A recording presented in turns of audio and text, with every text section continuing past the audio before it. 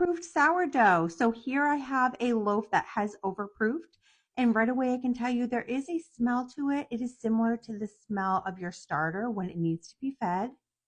It is sticking to the side of the bowl again, and watch what happens when I pull inward. The dough is actually starting to deflate a bit, and that's a pretty good indication that this has overproofed. It's super jiggly, too jiggly for what we're looking for. But as a reminder, this is what one single sourdough loaf should look like when it's well proofed. Just gently pulls inward, very stringy dough, and it was pretty tough to deal with. I am going to still try to shape it, put it in a banneton, and try to bake it off and see how it goes. As you can see, it is tough to shape. It is super sticky and a bit unmanageable. It does hold a little bit of a shape, but really it is so sticky that it's tough to get it exactly where I want it. When I go to shape the dough, I can tell that this texture is really off.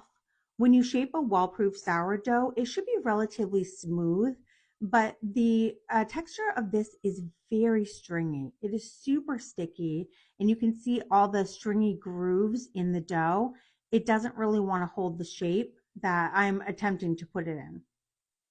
I made two different loaves when I put this together, and one I let proof well, and then this one I of course let overproof by just a couple of hours. So you'll be able to see at the end the difference between a well-proof sourdough versus this overproof sourdough.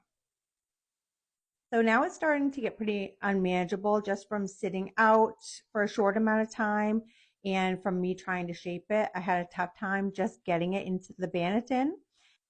I attempted to stitch the bottom, but it really didn't hold the stitch, and it was so stringy and sticky. I tried to give it a poke test, but there was no indent at all, which is another pretty big sign that it is overproofed. I popped this in the freezer for about 3 hours to see if I could get it to hold a shape to do a simple score. It is very flat and it feels pretty dense. So this is the end result. It did have a little bit of an ear, which surprised me.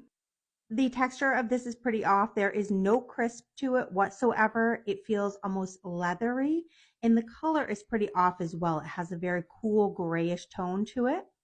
And here it is side by side with a well-proof loaf. This one rose beautifully and has a nice ear, and of course our overproof loaf looks a little bit overproofed sourdough. So here I have a loaf that has overproofed. And right away I can tell you there is a smell to it. It is similar to the smell of your starter when it needs to be fed. It is sticking to the side of the bowl